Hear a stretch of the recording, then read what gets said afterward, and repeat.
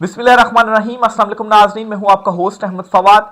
आज तारीख है 15 मार्च और दिन है इतवार का। 3 खबरें आज की व्लॉग में आपके साथ में शेयर करूंगा जी। पहली बड़ी ब्रेकिंग न्यूज़ तो ये है कि अमेरिका ने ईरान के साथ जंग में बाकायदा तौर पर शिकस्त का एतराफ़ कर लिया है और मदद के लिए चीन से भीख मांगने लग पड़ा है। लेकिन चीन ने अमेरिका को यह भीख देने से इनकार कर दिया है। कुछ एक्सक्लूसिव डिटेल्स इस हवाले से आपके साथ में शेयर करूंगा।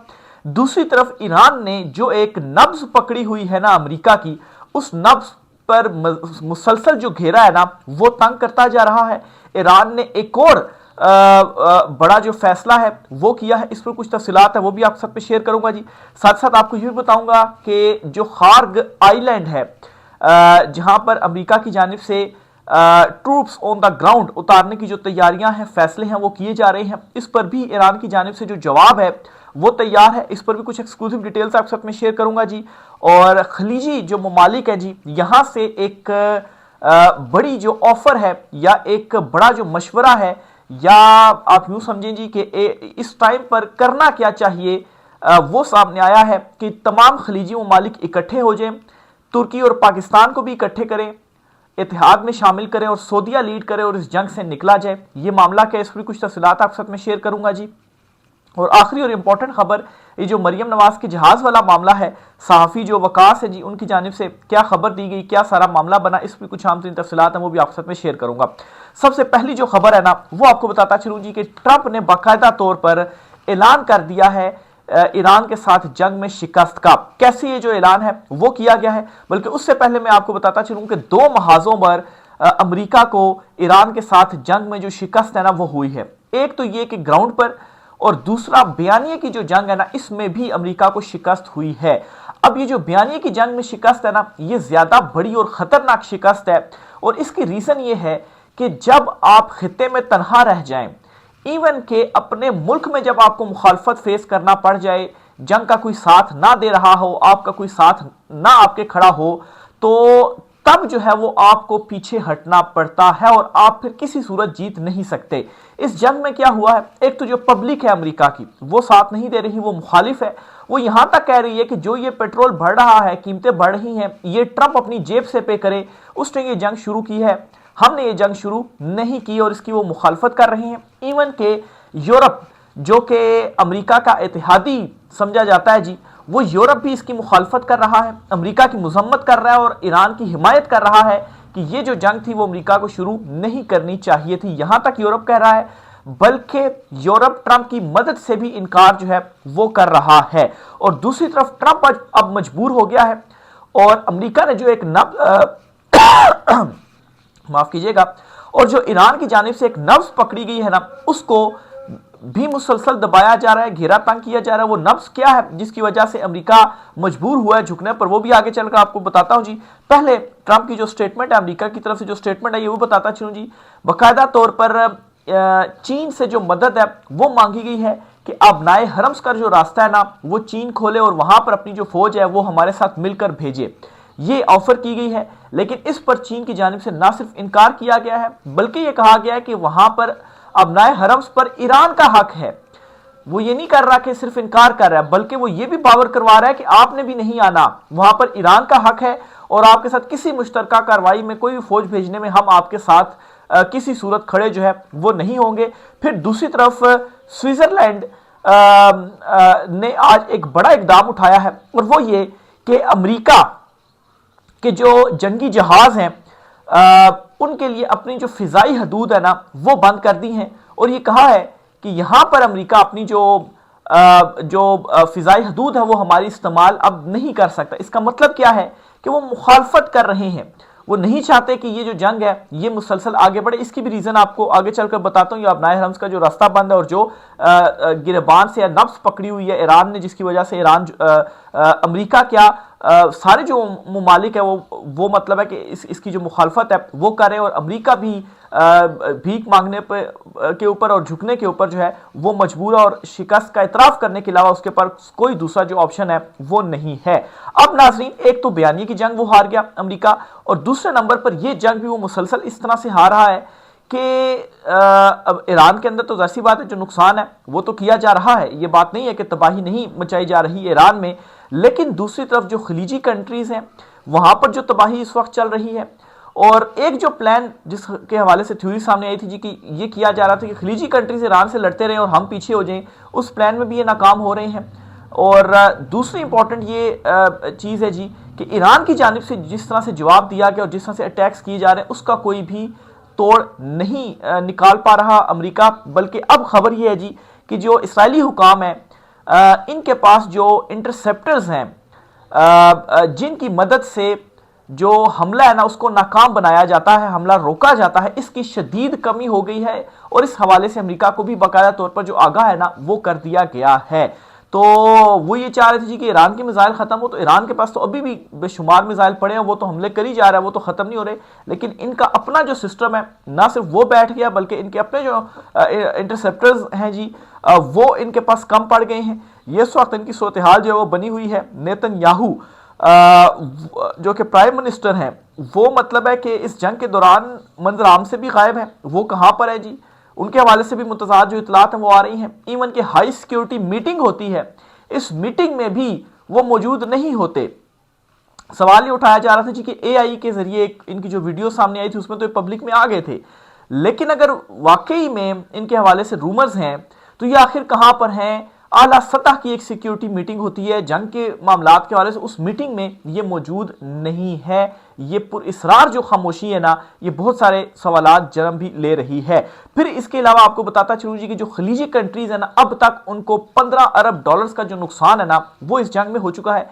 यानी कि रोजाना 1 अरब डॉलर का नुकसान हो रहा है। और अमेरिका के हवाले से भी ऑलमोस्ट सेम ही अमाउंट है जी, 15 अरब डॉलर के करीब। अभी तक वो जंग में जो है वो बारूद असले की मद में वो फूंक चुके हैं।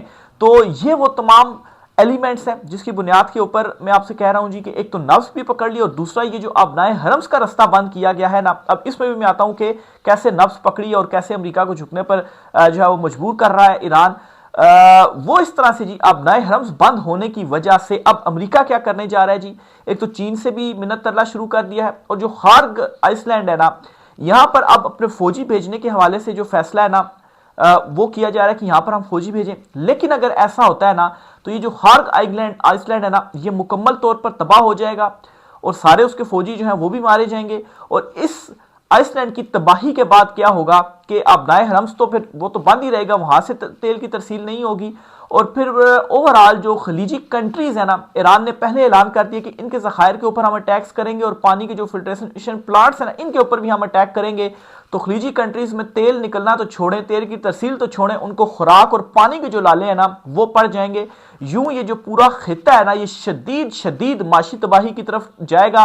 और जो ऑयल की प्राइस है वो $250 फी बैरल तक चली जाएगी, जो कि कोई भी यूरोप या कोई भी बड़ा से बड़ा जो कंट्री है वो इसको अफोर्ड नहीं कर सकता है।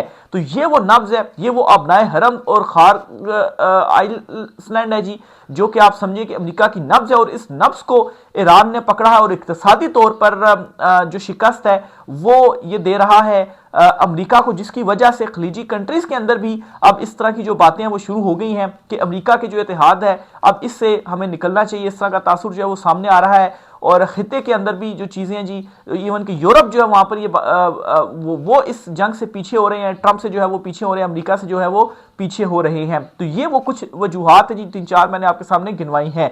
अब खलीजी कंट्रीज से क्या स्टेटमेंट्स आ रही हैं जी, ये हमाद बिन जासिम है कतर के, ये रॉयल फैमिली के ज़ाहिर सी बात है उनके करीब है और ये कतरी खत वाले भी हैं।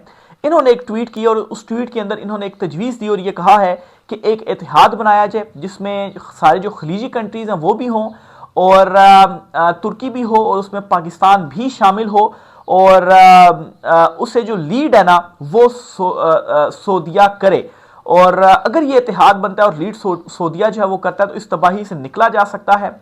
और हमें फिर और इससे क्या होगा कि अमेरिका के इतिहाद की ज़रूरत नहीं पड़ेगी, अमेरिका के डिफेंस की ज़रूरत नहीं पड़ेगी। और अमेरिका कमज़ोर है, ये इस जंग में अमेरिका ने साबित भी कर दिया है क्योंकि उसके डिफेंस की या उसके साथ की इतिहाद की जरूरत इसलिए पड़ रही थी ना कि वो उसके वाले से था जी कि वो तो ताकतवर है और सुपर पावर है, लेकिन इस जंग में उसने साबित कर दिया जी कि वो कमजोर है और असल में सुपर पावर तो ईरान जो है वो निकला है, जो कि मुकाबला कर रहा है और सुपर पावर को जो है वो झुकने पर मजबूर कर दिया कि वो चीन से मिन्नत तरला कर रहा है जी कि आप नए हरम जो है वो खोले। भी चीन क्यों कूदे, उसके लिए तो रास्ता खुला हुआ है ना, और चीन को तो इसमें फायदा ही होगा ना कि जाहिर सी बात है जब अमेरिका कमजोर होगा, सुपर पावर का स्टेटस उससे जाएगा, तो पीछे कौन खड़ा हुआ, पीछे चीन ही जो है वो खड़ा हुआ, उसको ही जो ये वाला जो स्टेटस है वो मिलना है। तो ये जी ओवरऑल इस वक्त जो खित्ते की सूरत हाल है वो चल रही है। जो इसके अपने इत्तेहादी हैं वो इस जंग की मुखालफत कर रहे हैं और पाबंदियां लगा रहे हैं। फ़िज़ाई हदूद जो है वो अपनी इस्तेमाल जो है वो नहीं करने दी जा रही। खलीजी कंट्रीज़ के अंदर से ये जो रद्द-ए-अमल आ रहा है, हमाद बिन जासिम का जो ट्वीट मैंने आपके साथ शेयर किया जी, इसके अलावा दुबई के जो बड़े बड़े बिजनेसमैन हैं जी, वो भी इसकी जो मुखालफत है वो कर रहे हैं और वो यहाँ तक कह रहे हैं जी कि जो सारा नुकसान हुआ है ये अमरीका इसकी जो पेमेंट है ना वो करे। अब 15 अरब डॉलर जो हैं वो कम नहीं होते। खैर अगर देखा जाए खलीजी कंट्रीज़ के लिए तो शायद इतना ज़्यादा उनको फ़र्क नहीं पड़ेगा, लेकिन ये जो आग है ना ये मुसलसल फैलती जा रही है और जब मुसलसल फैलेगी ना, फिर अगर ये जो खार्क आयरलैंड के ऊपर अमेरिका कोई एडवेंचर करने की कोशिश करता है तो फिर खलीजी मालिक को भी भुगतना पड़ेगा, और अगर खुराक के और पानी के लाले पड़ जाते हैं ना तो फिर बाकी तेल की तरसील तो आप भूल ही जाएं। फिर इसके साथ ही जी एक और बड़ी जो डेवलपमेंट है वो भी आपके साथ शेयर करता चलूँ जी, और ये खबर है जी जो सहाफ़ी हैं वकास उनकी जानिब से दी गई है। अच्छा, ये एक इंटरनेशनल सहाफ़ी हैं और इन्होंने ये जो खबर है वो दी है कि हुकूमत का जहाज़, जो मरीम नवाज का एक जहाज़ है ना जिसके ऊपर काफ़ी ज़्यादा क्रिटिसिज्म भी हुआ, वो इस वक्त वियना में है। अब वियना में वो क्या कर रहा है, इस पर जी उन्होंने ये कहा है कि जो उनके बेटे हैं जुनैद सफदर जिनकी हाल ही में शादी हुई है, वो उस जहाज़ में गए हुए हैं। उनकी जैसे पर शादी है तो हनीमून के लिए वो वहाँ पर गए हुए हैं। तो ये उनकी जानिब से जो दावा है वो किया गया है। अब नाजरीन इस दावे के बाद बड़े सीरियस जो क्वेश्चंस हैं वो रेज हो गए हैं, खास तौर पर पंजाब हुकूमत के ऊपर, कि वो आकर इसकी जो एक्सप्लेनेशन है ना वो दे कि ये खबर दुरुस्त है या ये खबर गलत है, और अगर ये खबर गलत है तो हकीकत क्या है, वो जहाज़ कहाँ पर है, वो वियना में क्या कर रहा है। लेकिन अभी तक इस हवाले से कोई भी जो स्टेटमेंट है ना वाज़े तौर पर वो पंजाब हुकूमत की जानिब से नहीं दी जा रही, और जिसकी वजह से दबाव भी उनके ऊपर बढ़ता जो है वो जा रहा है। तो बहरहाल जी सोशल मीडिया के ऊपर भी इस खबर को लेकर काफ़ी ज़्यादा जो दबाव है ना वो बढ़ता जा रहा है। आखिर में जी नेतन्याहू के हवाले से भी आपको बताता चलूँ कि उनके हवाले से काफ़ी उसके हवाले से है जी कि वो मारा गया है या वो ज़ख्मी है, वो कहाँ पर गायब है, कोई भी डिटेल सामने नहीं आ रही। तो इस वक्त पूरे मीडिया को आप खंगाल कर देखें, सोशल मीडिया को उठाकर आप देखें, इवन के ग्रुप से आप पूछें, एआई से आप पूछें, तो ये कहेगा जी कि नहीं उसके हवाले से कोई इतलात नहीं है कन्फर्म, वो ठीक है मंजरेआम पर उस तरह से नहीं है, लेकिन उसके मारे जाने की या उसके ज़ख्मी होने की कोई इतलात जो है वो नहीं है कन्फर्म्ड। बहरहाल अगर ऐसा नहीं है तो अब ज़ाहिर बात है फिर खदशात तो जन्म लेंगे ही ना, सवालात उठेंगे। अब सवालात क्या हैं जी, पहला तो ये जी कि वो जो एक वीडियो पैगाम आया, ठीक है, और मतलब वो पब्लिकली इस वक्त कहाँ पर हैं, किसी भी मीटिंग में भी वो नज़र नहीं आ रहे, और एक आला सतह की सिक्योरिटी मीटिंग हुई है, ठीक है, और उस सिक्योरिटी मीटिंग में वो मौजूद नहीं था। आखिर कहाँ पर गया, क्यों मौजूद नहीं था ऐसे मौके के ऊपर जबकि जंग चल रही हो और सिक्योरिटी मीटिंग में मौजूदगी ना होना। और फिर जी तकरीबन 2 हफ्ते हो गए हैं इस जंग को, 2 हफ्ते से कहाँ पर गायब है, क्या कहीं दूर किसी बंकर में मतलब है कि मौजूद है जहाँ पर कोई भी जो राब्ता है इलेक्ट्रॉनिक डिवाइसेस के ज़रिए वो नहीं है, कोई पैगाम भी अगर पहुँचाना होता है तो किसी के थ्रू वो जो पैगाम है जी वो पहुँचाया जा रहा है, क्या ऐसा है। और अगर ऐसा है तो इसका मतलब ये है कि ये भी एक ईरान की बड़ी कामयाबी है कि ईरान ने उन्हें बैंकर्स में मतलब जब से जंग शुरू हुई है तक महदूद रहने पर मजबूर किया हुआ, और दूसरी तरफ ईरान की जो क़यादत है, उनके जो सदर हैं, उनकी जो काबीना में वुज़रा हैं, वो सारे के सारे सड़कों पर घूम रहे हैं, अवाम के अंदर घूम रहे हैं। तो मतलब है कि ये भी एक ईरान की बड़ी जीत है कि वो तो सड़कों पर घूम रहे हैं, खुलेआम घूम रहे हैं, और कोई उनको मिसाइल्स का अटैक्स का कोई जो है वो उनको डर खौफ नहीं है। ठीक है, अटैक करते हैं तो आए अटैक करें, हम शहादत के लिए तैयार हैं। और पब्लिक जो है वो भी उनके हक में निकली हुई है, हुकूमत के साथ जो है वो खड़ी हुई है। लेकिन दूसरी तरफ सूरत हाल ये है कि एक तो छुपे हुए हैं, गायब हैं, और जो ख़ास तौर पर पब्लिक है ना वो आपके साथ नहीं है। अब ये पहली मरतबा हो रहा है जी कि अमेरिका बयानिया की जो जंग है ना वो भी हार रहा है, क्योंकि बयानिया ना सिर्फ अमेरिका के अंदर से बल्कि बाहर जो अमेरिका के इत्तेहादी हैं, जो कंट्रीज है ना, वो भी ईरान के हक में उनकी साइड से जो स्टेटमेंट्स है ना वो आ रही हैं और वो मजम्मत कर रहे हैं कि नहीं होना चाहिए था अटैक अमेरिका का। और अमेरिका के अंदर से तो वैसे ही अवाम तंग पड़ी हुई है ट्रंप से। तो ये जी आज कुछ आम तीन तफसीलात थी, इस हवाले से मुझे जो भी होता है आपसे चीज़ें शेयर करते रहेंगे। राय का साथ कीजिएगा। आज की व्लॉग से इतना ही, इजाज़त दीजिए, अल्लाह हाफिज़।